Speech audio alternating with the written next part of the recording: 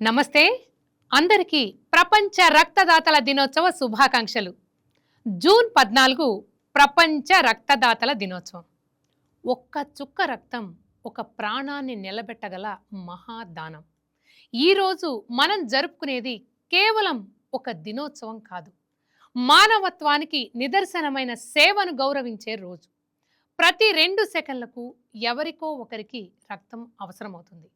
ప్రమాదాలు, శస్త్రచికిత్సలు, thalassemia, cancer వంటి రోగాల్లో రక్తమే జీవనాధారం.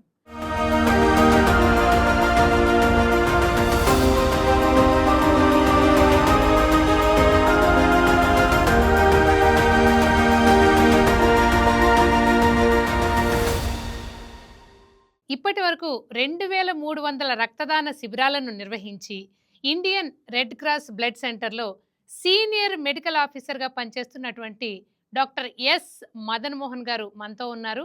ప్రతిష్టాత్మక గవర్నర్ అవార్డ్స్ను కూడా అందుకున్నారు ఆయన. మదన్ మోహన్ గారు, వెల్కమ్ టు వైకే నెట్వర్క్ అండి. నమస్కారం అండి.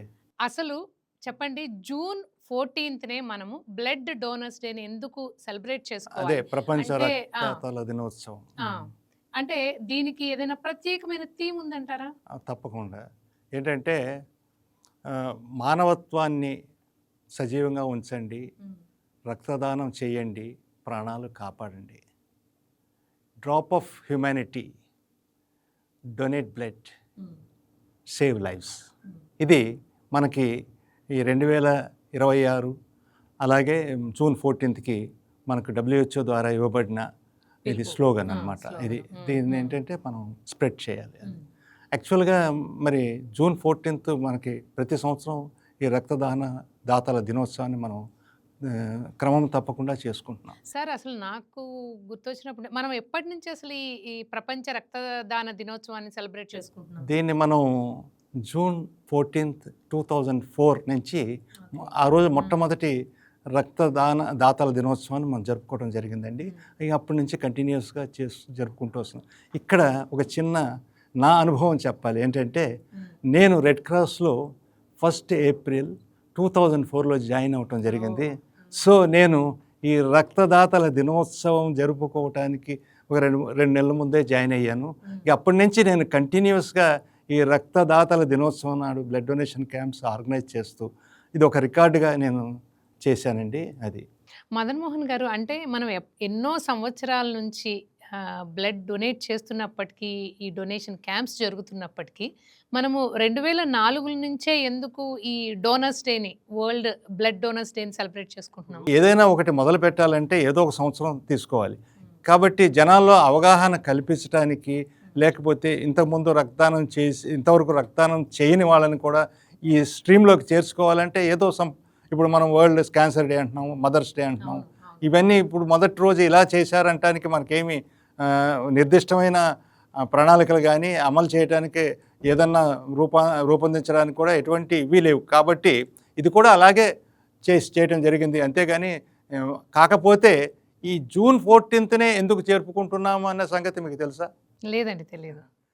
ఈ జూన్ 14కి ఒక పెద్ద కథ ఉందండి. యాక్చువల్గా మనకి దీనికి కొంచెం వెనక్కి వెళ్ళాలి. ఏంటంటే రక్తం యొక్క హిస్టరీ తెలుసుకోవాలి ఫస్ట్.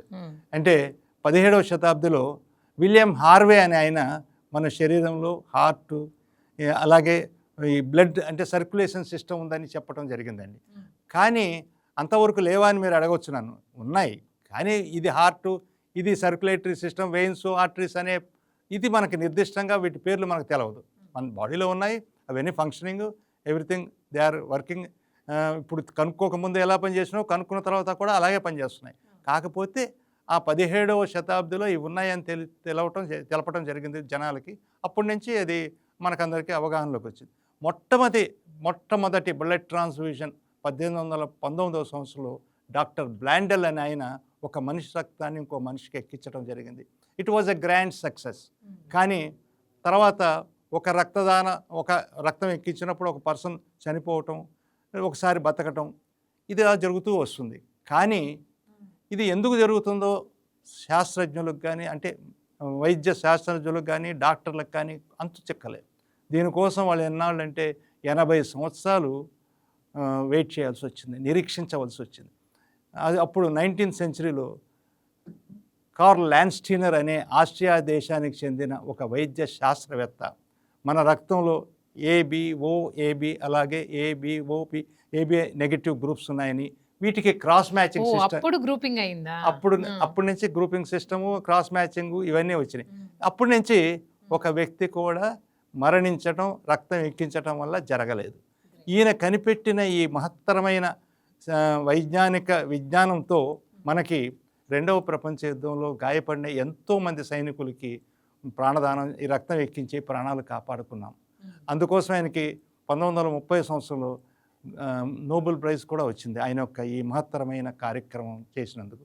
ఈయన యొక్క పుట్టినరోజు జూన్ 14th కాబట్టి ఆ జూన్ 14th ఆయనకి నివాళిగా ఆయన స్మరించుకుంటూ కొత్త వాళ్ళకి కూడా స్ఫూర్తిని ఇవ్వటానికి ఇది మనం ప్రతి సంవత్సరం June 14th world blood donors డేగా జరుపుకుంటున్నాం. ఇది మనం కార్ల్ ల్యాండ్స్టీనర్కి మనం చేసే నివాళి. ఖచ్చితంగా కొన్ని వేల మంది, ఇప్పటికి కొన్ని లక్షల మంది ప్రాణాలు కాపాడిన ఆయన, కోట్ల మంది.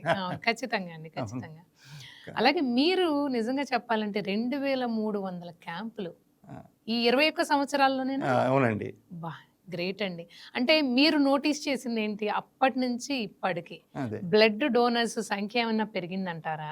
అసలు తగ్గిందా? లేకపోతే క్రమక్రమంగా వచ్చిన మార్పులు ఏంటి? అసలు ఈ బ్లడ్ డొనేషన్ ఇంపార్టెన్స్ ఏంటో చెప్పండి. యాక్చువల్గా చెప్పాలంటే చాలామందిలో ఇంతకుముందు ఏంటంటే సంకుచితత్వం, అంటే నాకు అవసరం లేదు ఈరోజు, నేను ఎందుకు దానం చేయాలి, నాకు అవసరమైతే అప్పుడు నేను దానం చేస్తాను. కానీ మనం సొసైటీలో ఉన్నాం కాబట్టి ఏంటి, మన పక్క వాటి గురించి మనం పట్టించుకుంటే మన పక్క వాళ్ళు రేపు మనల్ని పట్టించుకుంటారు. ఈరోజు పట్టించుకోకుండా రేపు నీకు ఏదైనా ఆపద సంభవించినప్పుడు వాళ్ళని పట్టించుకోమంటే పట్టించుకో. నువ్వు దానం చేసావు రక్తాన్ని, అబ్బో అతను అడిగిందే తడుగా వచ్చి మన రక్తం ఇచ్చేవాడు, అతనికి రక్తం అవసరం పడింది, యాక్సిడెంట్ అయింది అంటే ప్రతి వాళ్ళు ముందుకు వస్తారు, ఇచ్చి అతను కాపాడుకుంటారు. కానీ ఒక అపోహ కూడా ఉంది మదన్ మోహన్ గారు, ఏంటి ఎయిడ్స్ వస్తుంది లేకపోతే ఇన్ఫెక్షన్స్ వస్తాయి నీడిల్స్ ద్వారా అనే అపోహ చాలా ఉంది జనం, ఇప్పటికీ ఉంది. కాస్త ఇప్పుడు బెటర్, కానీ అంటే ఈ అపోహ వల్లే రాలేదంటారా? నిజంగానే అపోహ నిజమే అంటారా మీరు? ఇది అపోహ మాత్రమే. దీనివల్ల కూడా కొంతమంది రాని మాట వాస్తవమే, దీన్ని మనం ఏం ఖండించలేము. ఎందుకంటే చాలామందికి ఏంటంటే ఈ నీడిల్స్ గుచ్చినప్పుడు ఆ రక్తం సేకరించేటప్పుడు నొప్పి కలుగుతుందని భయం. కొంతమందికి ఏంటంటే రక్తం రంగు ఎర్రగా ఉంటుంది చూడగానే భయం. దీంతో కూడా కొంతమంది రావట్లా. మీరు అన్నట్టు కొంతమందికి ఏంటంటే ఈ నీడిల్స్, ఈ బ్యాగ్స్ మళ్ళీ రీయూజ్ చేస్తారని. ఇక్కడ వాళ్ళందరూ తెలుసుకోవాల్సిన విషయం ఏంటంటే, ఒక డ్రాప్ ఆఫ్ బ్లడ్ ఆ నీడిల్లోకి వెళితే ఇక దాంట్లో రక్తాన్ని సేకరించడం ఎవరి వల్ల కాదు, ఆ బ్యాగ్ డిస్కార్డ్ చేయాల్సిందే. అదే పర్సన్కి కూడా మనం రక్తం ఒకసారి ఇక్కడ వెయిన్ దొరక్కపోతే రెండో చేతికి వెయిన్కి మనం పెట్టాలనుకుంటే కూడా అది క్లాట్ అవ్వకుండా చూసుకోవాలి. ఒకసారి క్లాట్ అయిందంటే ఆ బ్యాగ్ అతనికి కూడా పనికిరాదు. కాబట్టి మనం ఇంకొకళ్ళ దగ్గర రక్తం తీసుకునే అవకాశం ఏది? ఇది పుట్టి అపోహ. జనాల లోపల లేనిపోని అపనమ్మకం, లేకపోతే రక్తదానానికి దూరంగా ఉండటానికి వాళ్ళు తీసుకునే లేమ్ ఎక్స్క్యూజ్. అలాగే ఏంటంటే కొన్ని ఇప్పుడంటే ప్రైవేట్ బ్లడ్ బ్యాంక్స్ కూడా చాలా విపరీతంగా వచ్చేసాయి. ఏంటంటే మనం బ్లడ్ ఇచ్చినా వాళ్ళు అమ్ముకుంటారు. ఎందుకంటే ఇప్పుడు మనమే సపోజ్ ఎవరైనా ప్రైవేట్ హాస్పిటల్కి వెళ్ళి అవసరమయ్యి బ్లడ్ బ్యాంక్కి వెళ్తే ఖచ్చితంగా డబ్బులు కట్టాలి. డబ్బులు కట్టందే మనకి ఎక్కడ బ్లడ్ దొరకదు. డబ్బులతో కొనుక్కోవడమేగా, ఎప్పుడైనా దొరుకుతుందిలే, ఎవరైనా ఇస్తారులే, అదొక ఆలోచన. నిజమేనా? బ్లడ్తోనే డబ్బుతోనే మనము బ్లడ్ని కొనుక్కోవాలి? లేదండి, ఈ డబ్బుతో రక్తం కొనుక్కోవటం అనేది వాళ్ళ యొక్క దురాలోచన, లేకపోతే అవకాశవాదం మాత్రమే అంట. ఎందుకంటే మీకు అన్నిసార్లు అన్ని గ్రూపులు డబ్బులు ఇచ్చినా దొరకవు. ఎక్కడైతే ఒక రెడ్ క్రాస్ లాంటి సంస్థ ఉందో, ఆర్గనైజేషన్, వాళ్ళు ఏంటంటే ప్రజల్లోకి వెళ్తారు, కాలేజీలకు వెళ్తాం, స్టూడెంట్స్ని మోటివేట్ చేస్తాం, వాళ్ళ దగ్గర అన్ని గ్రూపుల రక్తం మనకు దొరుకుతుంది. ఈ ప్రైవేట్ బ్లడ్ బ్యాంక్ అనేసరికి ఏమవుతుందంటే వాళ్ళకి పరిధి పరిమితం.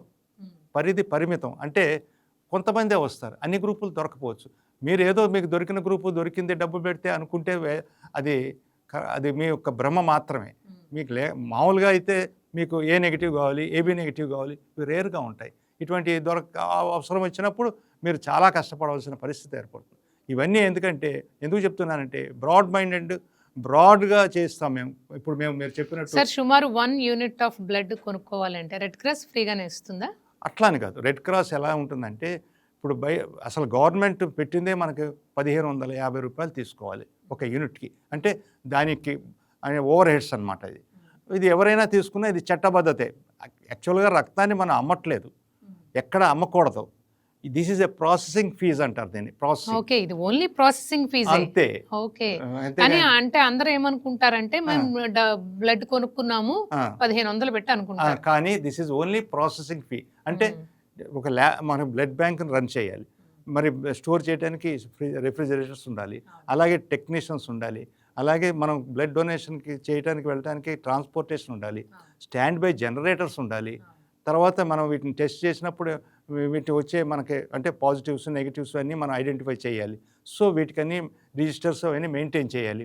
వీటన్నిటికీ ఓవర్ హెడ్స్ ఉంటాయి. బ్యాగులు కొనందే రావు కదా, ఏదైనా సరే we have to spend money and purchase from the market. అటువంటప్పుడు ఇవి ఏంటంటే బ్లడ్ రక్తం అమ్మటం కాదు, this is only processing fees. అలా కూడా చూసుకున్నా కూడా అన్ని బ్లడ్ బ్యాంకుల మీద కూడా Vijayawada red cross NTR district blood centre ఏం చేస్తుందంటే బయట వారికి అంటే గవర్నమెంట్ హాస్పిటల్ కాకుండా ప్రైవేట్ వాళ్ళకి 1200కే ఇస్తుంది, గవర్నమెంట్ హాస్పిటల్ వచ్చే వాళ్ళకి 1000 రూపాయలకే ఇస్తుంది. అలాగే తలసీమియా పిల్లలు ఎంతమంది వచ్చినా వాళ్ళకందరికీ ఉచితంగా ఇస్తుంది, ఒక్క పైసా కూడా తీసుకుని ఉచితంగా.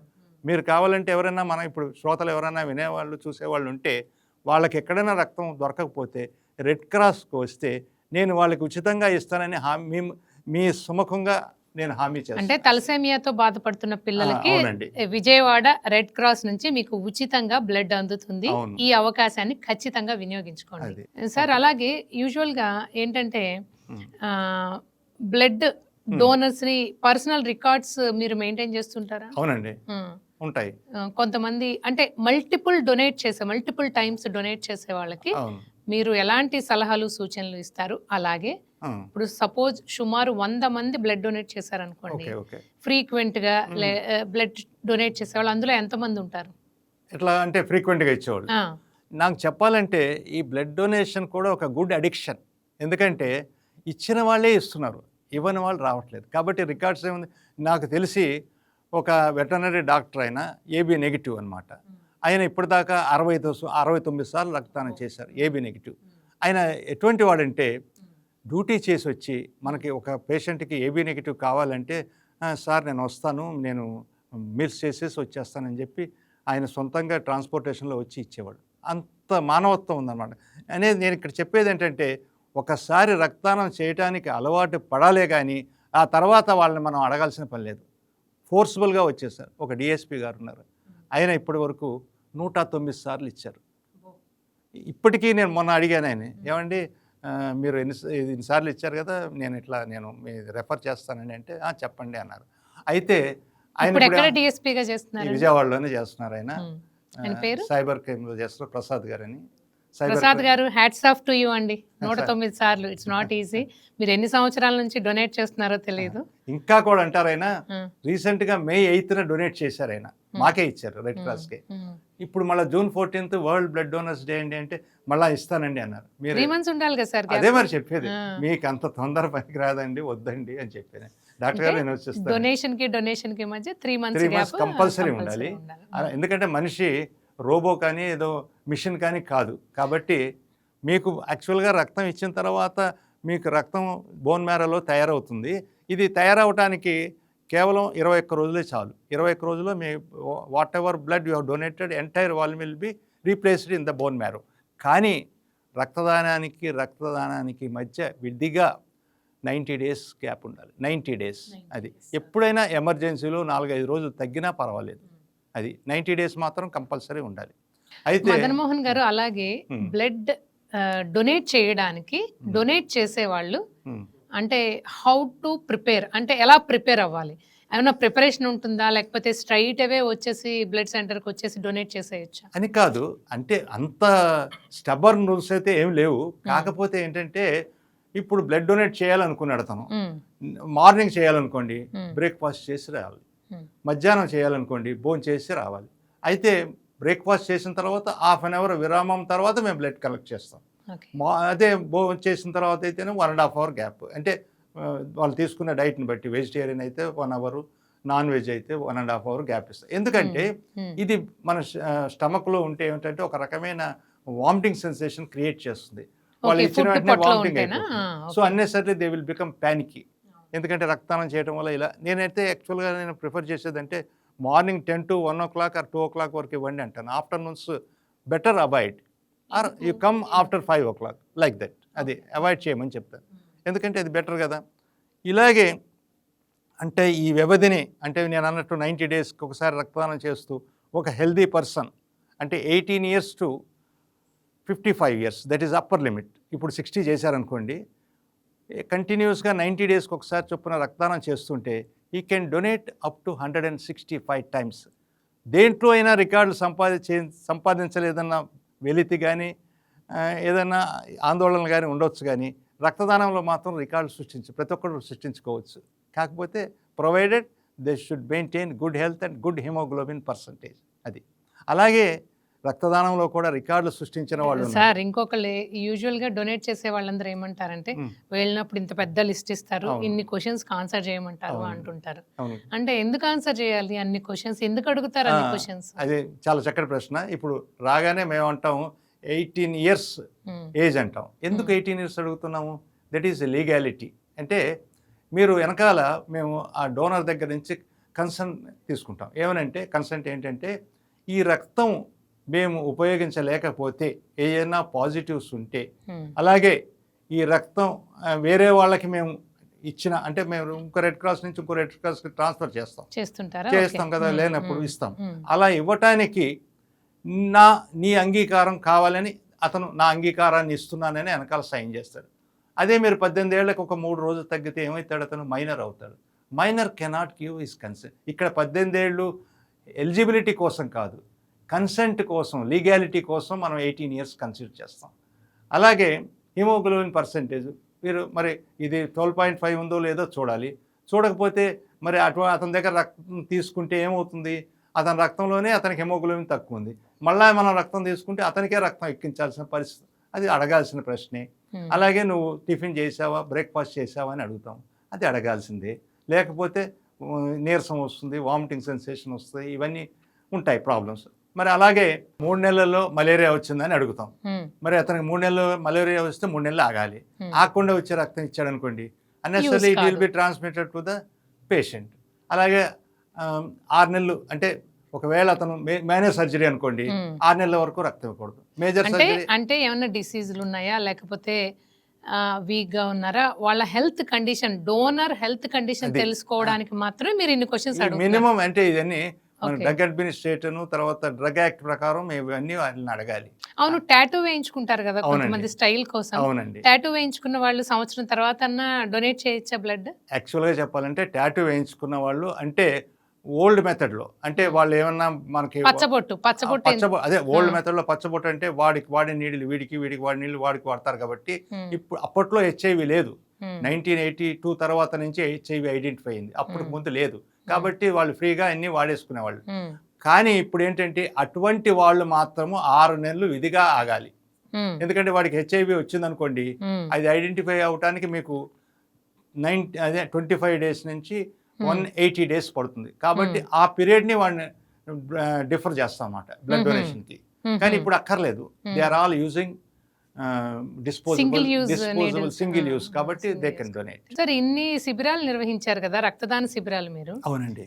వీటిల్లో మీరు నోటీస్ చేసిన అంశాలు ఏంటి? అంటే ఇన్ని సంవత్సరాల నుంచి ప్రపంచం మారుతూ వస్తోంది, మనకి టెక్నాలజీ పెరిగింది, మీరు ఇన్ అండ్ అవుట్ అన్నీ చూసేసి ఉంటారు.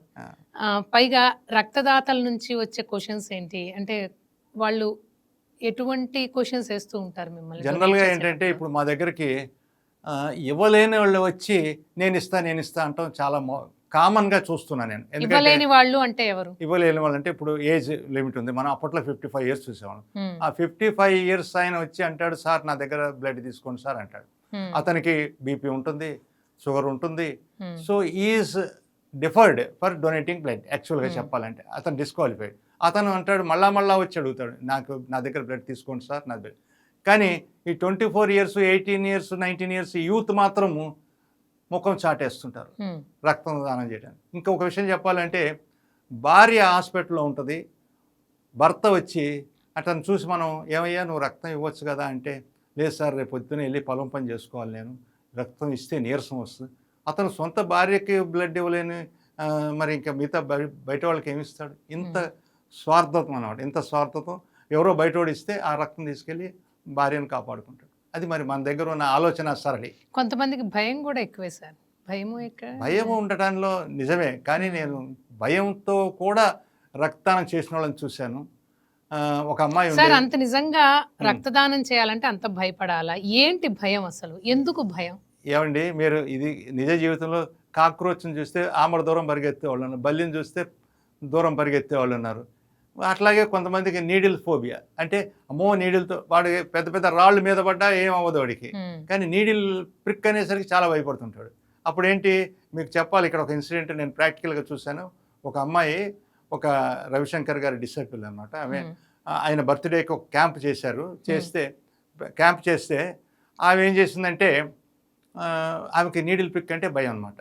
వాళ్ళ ఫ్రెండ్స్ అందరినీ అడిగింది అనమాట, ఏమండి మీరు కాళ్ళు ఒకళ్ళు చేతులు ఒకళ్ళు వణికిపోతుంది. నేను అన్నాను నాకు తెలియదు, ఫస్ట్ టైం కదా నేను చూడటం. ఆయన ఎందుకు ఇస్తున్నావమ్మా ఇంత భయపడుతూ, ఇవ్వాలా అని అడిగా. అంటే లేదండి నేను ఇస్తానండి, నేను ఇస్తాను. అక్కడికి నీడిల్ ప్రిక్ అయిపోగానే ఆమె భయం అంతా పోయింది. అలా ఆమె 25 టైమ్స్ ఇచ్చింది. అలాంటి వాళ్ళు కూడా ఉన్నారు మనకి. ఒక అంటే భయపడి పారిపోయే వాళ్ళు ఉంటే ఉండొచ్చు, కానీ భయపడి కూడా నిలబడి రక్తదానం చేసిన వాళ్ళు ఉన్నారు. వాళ్ళని మనం స్ఫూర్తిగా తీసుకోవాలి. ఎందుకు ఇచ్చింది అమ్మాయి? అలాగే ఒక వ్యక్తి ఉన్నాడు. మేము అశ్వాపురం అంటే హెవీ వాటర్ ప్లాంట్కి వెళ్ళినప్పుడు ఒక ఆయన అప్పటికి మాకు 51 ఇచ్చాడు. ప్రతిసారి అతను అన్కాన్షియస్ గిడ్డినెస్ ఇదే వస్తూ ఉంటుందంట, మాకు తెలియదు అది. అరే బాబు ఇంత ఈ ప్రాబ్లమ్స్తో నువ్వు ఇవ్వకపోతే ఏమైంది, నువ్వు ఒక్కడివి అంటే, లేదు సార్ సలైన్ పెట్టుకుంటూ వాళ్ళ భార్యకు ఫోన్ చేసి అమ్మ రమ్మని పిలిచాడు. బ్లడ్ డొనేషన్ వచ్చింది. ఆమె కూడా రక్తం ఇవ్వడానికి పరిగెత్తుకుంటూ వచ్చింది. ఏంటి అమ్మ హిస్టరీ తీసుకుంటే ఆమె క్యాన్సర్ పేషెంట్. నువ్వు నీకే క్యాన్సర్, నీకే రక్తం ఎక్కించాలి, మరి వీళ్ళని ఏమనాలి మనం? సార్ ఆ హృదయం చూడండి, మరి అదే మంచి ఇవ్వాలనే తపన, ఎవరికైనా సాయం చేయాలనే ఆ హృదయాన్ని చూడండి. మరి ఇటువంటి వాళ్ళని మనం చూసి నేర్చుకోవాలి. రక్తదానం చేయడానికి ఇన్స్పైర్ అవ్వాలి. ఆరోగ్యంగా ఉన్న వాళ్ళందరూ రక్తం ఇవ్వాలి. ఇస్తే నష్టం లేదు. రక్తం ఇవ్వటం వల్ల మీకు ఆరోగ్యం పెరుగుతుందే కానీ తరగదు. సరే, ఆరోగ్యవంతమైన మనిషి తన లైఫ్ లో ఎన్నిసార్లు బ్లడ్ డొనేట్ చేయొచ్చు? అదే చెప్పాను కదా, 18 ఇయర్స్ నుంచి 55 ఇయర్స్ వరకు he can donate up to 165 times. 165. కానీ నేను కొంతమంది మోర్ దాన్ 165 కంటే కూడా ఎక్కువ డొనేట్ చేసిన వాళ్ళు. అవునండి, మినిమం అది మనం చెప్పింది. ఒక్కోసారి ఏంటంటే ఎమర్జెన్సీలో ఒక 5 రోజులు 4 రోజులు గ్యాప్ ఇచ్చి కూడా ఇవ్వచ్చు. ఇప్పుడు ఒక ఆయన గబ్రుద్దీన్ అని సోనేపట్ విలేజ్ హర్యానా స్టేట్లో, ఆయన ఒక నిరుపేద గుర్రబండి నడిపించుకునే వ్యక్తి. అతను ఇప్పుడు దాకా 180 సార్లు రక్తదానం చేశాడు. అతను చేసిన 150 రక్తదానాలతోటి డెత్ బెడ్ మీద ఉన్న పేషెంట్స్ ప్రాణాలు పోసాడు అతను. అలాగే ఒక లేడీ కూడా, doctor Sushila Reddy, she is hails from Kurnool and residing now Canada. ఆమె ఇప్పటి వరకు 200 సార్లు డొనేట్ చేసింది. మరి వీళ్ళందరూ ఎందుకు డొనేట్ చేశారంటారు? ఏదైనా ఆశించా, లేకపోతే మెడల్సా, మెరిట్సా, సర్టిఫికెట్సా? కాదు. They are in the society, they want something, they want to do for the society. వీళ్ళందరికంటే ఒక గొప్ప వ్యక్తి ఉన్నాడండి, అతను మనం తప్పక ప్రాతస్మరణీయుడు. అతనే జేమ్స్ హ్యారిసన్. ఈయన 1171 సార్లు తన ప్లాస్మా దానం చేశాడు. ఈ దానంలో కూడా ఏంటంటే అతను 11th ఇయర్లో ఒకసారి ఆపరేషన్ జరిగింది అతనికి. అప్పుడు బ్లడ్ అవసరమైంది, బ్లడ్ ఎక్కిచ్చారు. అప్పుడు ఆయన అనుకున్నాడంట, నాకు 18 ఇయర్స్ అంటే బ్లడ్ డొనేట్ చేయడానికి ఫిట్నెస్ అనమాట అది. అప్పుడు నేను కూడా సొసైటీ కోసం బ్లడ్ డొనేట్ చేస్తాను, నేను కూడా హెల్ప్ చేస్తానని చెప్పి స్టార్ట్ చేశాడు. అప్పుడు అతని బ్లడ్ లోపల ఒక రేర్ యాంటీజెన్ కనపడింది. అదే రీసెస్ డిసీజ్ని కంబ్యాట్ చేస్తుంది. అంటే రీసెస్ డిసీజ్ అంటే ఒక పాజిటివ్, అంటే ఏ పాజిటివ్ హస్బెండ్కి, బి నెగిటివ్ వైఫ్కి మ్యారేజ్ అయితే వాళ్ళకి పుట్టే పిల్లలకి రీసెస్ డిసీజ్ వచ్చి దానివల్ల చనిపోతూ ఉంటారు అన్నమాట. అటువంటి జబ్బుని కంబ్యాట్ చేసే వ్యాక్సిన్ తయారు చేయడానికి ఆయన ప్లాస్మా లోపల వచ్చిందనమాట, ఆ plasma. That's why he was given the nickname a man with golden hand. అందువల్ల ఆయన తన 82 సంవత్సరాల వయసు వచ్చే వరకు కూడా రక్తదానం ప్లాస్మా దానం చేస్తూనే ఉన్నాడు. అంటే 6 నెలలు అయిపోయింది ఆయన చనిపోయాడు పాపం. దట్ ఈస్ ఓల్డ్ ఏజ్లో చనిపోయాడు. హెల్తీగా ఉన్నాడు, డొనేట్ చేస్తూనే ఉన్నాడు. ఆయన భార్య 75 ఇయర్స్ వచ్చినప్పుడు చనిపోయింది. ఆయన 75 ఇయర్స్ ఉన్నప్పుడు ఆయనకి వాళ్ళ భార్య చనిపోవడం జరిగింది. అప్పుడు ఆయన ఇప్పుడు ఏమంటాడంటే రక్తదానం మానలేదు ఆయన. భార్య చనిపోయినా ఆ దుఃఖంలో కూడా మానలా. ఆయన అంటాడు, మా భార్య మబ్బుల్లోంచి నేను రక్తదానం ఇచ్చినప్పుడు నన్ను చూసి ఆనంద బాష్పాలు రాలుస్తుంటుందని చాలా ఇదిగా రాసుకున్నాడు ఆయన బయోగ్రఫీలో. అట్లా అటువంటి మహనీయులు మహాత్ములు రక్తదానం, ఈ రక్తదాతల దినోత్సవం రోజు మనం తప్పక స్మరించుకోవాలి. వాళ్ళ స్ఫూర్తిని మనం కూడా తీసుకొని ముందుకు వచ్చి మనం కూడా రక్తదానం చేసి తలసీమియా చిన్నారులను ఆదుకోవాలి. తప్పకుండా సార్. ఈ ప్రోగ్రాం ద్వారా కూడా మరింత మంది బ్లడ్ డొనేషన్కి ముందుకొచ్చి తమ రక్తాన్ని దానం చేస్తారని ఆశిద్దాం. అలాగే సార్, మనం చూస్తూనే ఉంటాం కదా, ఇప్పుడు రకరకాల మనం ఒక యూనిట్ రక్తాన్ని మనం సేకరించిన తర్వాత దాన్ని మనం ఎన్ని రకాలుగా వాడుకుంటూ ఉంటాం? యాక్చువల్గా ఒక యూనిట్ రక్తాన్ని ఇదివరకైతే ఒక యూనిట్గానే వాడేవాళ్ళం. ఇప్పుడు అంతా చెప్పాను కదా, టెక్నాలజీ పెరిగింది, నాలెడ్జ్ పెరిగింది. 3గా విభజిస్తాము. పిఆర్బిసి అంటాము, ప్లేట్లెట్స్ అంటాము, ఫ్రెష్ ఫ్రోజన్ ప్లాస్మా అంటాం. పిఆర్బిసి ఇవన్నీ 35 to 45 డేస్ అండి. అలాగే ఫ్రోజన్ ప్లాస్మా అయితే -40లో 1 year వరకు మనం అట్టు పెట్టుకోవచ్చు. అలాగే ప్లేట్లెట్స్ అయితే 5 to 7 days ఉంటాయండి. కాబట్టి 3 వ్యక్తులకి మనం ప్రాణదానం చేయొచ్చు అన్నమాట. అలాగే సార్, ఫ్యూచర్లో మనకి రక్తదానం అంటే ఈ బ్లడ్ అందరికీ సఫిషియెంట్గా ఉండాలి, దొరకాలి, ప్రజలు ఎవరికైతే అవసరం ఉంటుందో రక్తము వాళ్ళు ఎటువంటి ఇబ్బందులు పడకుండా ఉండాలి అంటే ఎలాంటి ప్రణాళికతో మనం ముందుకెళ్ళాలి? యాక్చువల్గా చెప్పాలంటే మన భారతదేశంలో 50% మంది రక్తదానానికి అర్హులండి. కేవలం 1000కి 4 మాత్రమే ముందుకు వస్తున్నారు. ముందు వీళ్ళల్లో మార్పు రావాలి. మన ఆంధ్రప్రదేశే తీసుకుందాం. మన యొక్క ఆవశ్యకత 5 లక్షల యూనిట్లు, కానీ మనకు లభ్యత 4,50,000 యూనిట్లు మాత్రమే. వీటి వల్ల ఏమవుతుందంటే 75% of the road accident people are not getting blood in time. దానివల్ల వాళ్ళు ఒక్కళ్ళే చనిపోవటంలా, వాళ్ళపైన ఆధారపడిన వాళ్ళ కుటుంబం మొత్తం రోడ్ ఎక్కవలసిన పరిస్థితి ఉంది. మరి మన దగ్గర ఇంతమంది రక్తదాతలు ఉన్నారు. ఎందుకంటే వాళ్ళలో ఏంటంటే అవకాశవాదం, ఏంటంటే నాకు ఇప్పుడు అవసరం లేదు కాబట్టి నేను ఎందుకు రా. కానీ అటువంటి వాళ్ళందరూ ఏంటంటే విజ్ఞతతో వ్యవహరించి నాకు అవసరం లేకపోయినా పక్కవాడికి అవసరం, లేకపోతే రోడ్ యాక్సిడెంట్ ప్రమాదంలో వాళ్ళందరూ చనిపోతున్నారు, వాళ్ళకి నేను ఇవ్వాలనే స్ఫూర్తిని యువత తెలుసుకొని ముందుకు వస్తే ఈ రక్తదానం యొక్క కొరత మనల్ని వేధించదు. సార్, మరి ఈరోజు రక్తదాతల దినోత్సవం రోజున మీరు మరి రక్తదాతలకు ఇచ్చే సందేశం ఏంటి? అప్కమింగ్ ఎవరైతే ఇవ్వాలనుకుంటున్నారో వారికి ఇచ్చే సందేశం ఏంటి? మనకు ప్రాణం పోసిన భగవంతుడు ప్రాణాపాయ స్థితిలో ఉన్న మరొకరికి ప్రాణం పోసే అవకాశాన్ని ఇచ్చాడు. ఈ అవకాశాన్ని మనలో ఎంతమంది వినియోగించుకుంటాం? ఏ దానమైనా విద్య, విజ్ఞానం, డబ్బుతో ముడిపడి ఉన్నది, కానీ రక్తదానం మీ మంచి మనసుతో ముడిపడి ఉన్నది. కాబట్టి మీరంతా ముందుకు వచ్చి ఈ రక్తదాన మహాయజ్ఞంలో పాల్గొని ఈ తలసీమియా చిన్నారులను ఆదుకోండి. మీకోసం రెడ్ క్రాస్ ప్రతి నిమిషం ఎదురు చూస్తూ ఉంటుంది. మీరు ఇచ్చే ప్రతి రక్త పొట్టుని సద్వినియోగం చేస్తూ ఈ తలసీమియా చిన్నారుల జీవితాల్లో సంజీవినిగా సహాయపడుతుందని తెలియజేస్తూ సవినయంగా మీ అందరికీ నేను కోరుకునేది ఇదే. Thank you so much Madan Mohan గారు. ఈరోజు వైకే టీవీ స్టూడియోకి వచ్చి మరి రక్తదానం ఎంత ఇంపార్టెంట్ అనే విషయాన్ని మాకే కాదు మా ప్రేక్షకులకు కూడా చెప్పినందుకు థ్యాంక్ యూ సో మచ్. మీరు ఇచ్చిన ఈ ఇన్స్పిరేషన్ వాక్యాలతో మరికొంతమంది దాతలు ముందుకొస్తారని నేను మనస్ఫూర్తిగా కోరుకుంటున్నాను. మరోసారి ప్రపంచ రక్తదాతల దినోత్సవ శుభాకాంక్షలు వైకే టీవీ ప్రేక్షకులందరికీ. రక్తదానం మహాదానం అంటారు. మరి ఈ మహాదానాన్ని చేసి మీరు కూడా 10 మందికి ప్రాణం పోయాలని మేము మనస్ఫూర్తిగా కోరుకుంటున్నాం. This is Anusha signing off.